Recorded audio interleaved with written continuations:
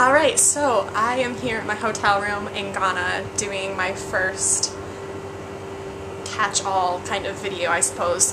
So here is my hotel room in Ghana, and we'll stand by the door. This is from the corner of the room. So we've got our TV, our refrigerator, that's a nice amenity, the bed, which is very low to the ground, and then a cupboard cabinet thing, and the bathroom, which is fairly cavernous, I believe, and got holes in the wall stuffed with toilet paper.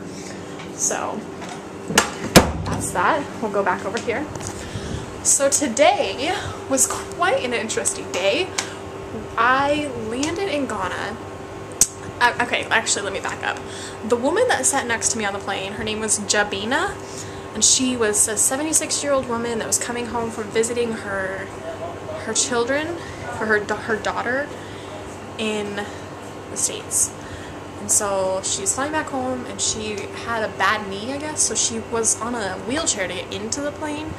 She needed a bunch of assistance, and for whatever reason, nobody on the plane could understand her broken English other than me. So I ended up kind of taking on the role as her translator, and then like when dinner was served and stuff, opening up all of her packages and stuff. And she was very friendly about it all, and she always said, "God bless," and "Thank you," and "I am so lucky to have met you," and stuff. So anyway, she was very nice. But she was very worried about getting to the airport and being able to get her luggage, so she asked me to help her, and of course, who am I to say no? So here I am, like, for the next 4 hours of the flight, wondering how I'm gonna get her 3 bags, my 1 bag, my 20-pound backpack, and her purse, and her to the outside to go meet her family. But it ended up working out great because the plane landed and we walked down the stairs onto the tarmac, and at the bottom of the stairs I saw like a bunch of workers with their wheelchairs. So I asked if the Jabina could have a wheelchair, and they were very gracious about that, put her in the wheelchair, and then wheeled her through the whole airport with me in tow because I was carrying, or like wheeling behind me, one of her carry-on bags. So somehow I got lucky enough to feel the need to help her, because then I ended up skipping all of the lines in customs and immigration, and all of them. Like, nobody, like, this one woman looked at my passport for like 45 seconds in customs, but I didn't get stopped by anybody to ask questions or anything, which was what Dave had warned me against. So we wheeled her down finally after finding her 2 bags. Mine was like, my bag was like the first one off the plane, and hers was like the last off the plane. So we finally got her 2 bags, and my bag, and then her carry-on, and my backpack, and put them on this big rolly cart thing. And the attendant guy pushed her in the wheelchair, and I pushed all of our baggage until we met her family, which was just on the inside of the airport, and then there was a door, and when you go outside there was just a bunch of people waiting, but they're not allowed to go inside.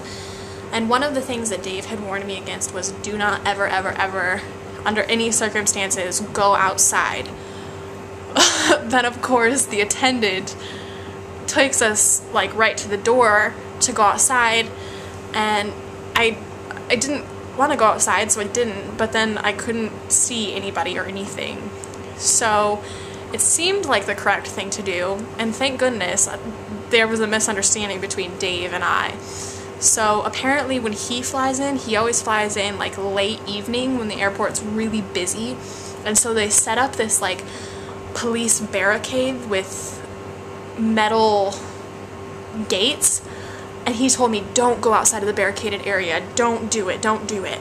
So he's like, it's just right outside the door. So I go outside, and there's no barricaded area, so I was really confused.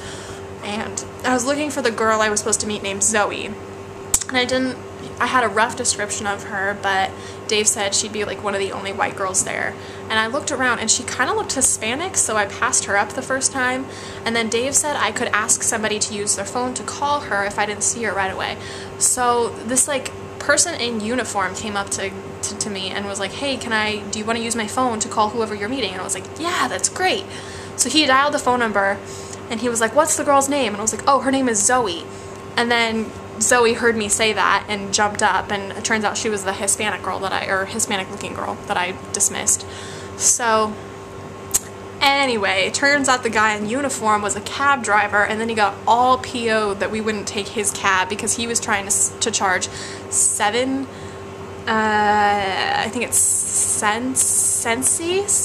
Sensies is their currency, and we only wanted to pay 5. So Zoe gets up there in all of these cab drivers' faces and is being all like boisterous and assertive, but it was great because I could not have done that, at least if I wasn't expecting it, which I wasn't. So she finally got us a cab and we got taken to our hotel, which is like on this alleyway, and there's all these like chickens and goats right outside, which is kind of funny, but I guess that's like everywhere in Accra. So, and they're like owned by people, and they know their home, so they go roam around, and when they feel like it, they go home and they end up being eaten. So yeah, but then, as if my flexibility had not been tested enough by having my flights rerouted and having to get here earlier than the rest of the group, they didn't have Dave's reservation at our hotel, which looked like somebody's house when you pulled up. Like, the door to the main lobby opened up to a living room, so we were all just kind of thrown off. We all being me and Zoe. Anyway, go inside, and they don't have Dave's reservation, and we can make a reservation, but you're not allowed into the room until you have made a payment on your room. So I couldn't do anything with my bags. So we sat in the lobby of the hotel for like an hour before some guy was like, "Hey, can I lock your your bags in this storeroom?" And yeah, don't tell me it sounded stupid, because after a while we got like a good feel of the place. And even though they were rude, they figured everything out and they took care of it. So I put my bag in this room that had like a bunch of other people's bags locked up in it. And then we went out and just roamed the town, or the market, I guess. And again, thank goodness for Zoe's assertiveness and her experience, because it's just like walking down the streets of Mexico where they're all like, $1, $1. There was all kinds of people everywhere that wanted me to buy their etched bracelets, or their wooden bracelets, or their whatevers. So that was fun. Then we went to a fruit stand, and we got pineapple and oranges, and they eat their oranges so cool there. They cut the rinds off of around it, and then they take just one slice off the top, so it's flat on the top, and then you just like suck the juice out from the top. So I just had an orange, and it was so juicy and delicious and perfect.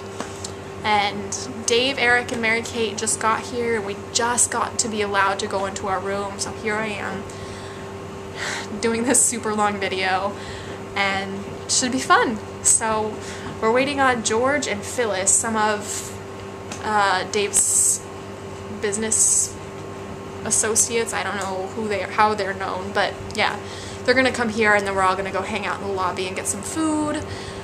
And then tomorrow we're off to Dominasi. So that's all the adventures for now. Bye!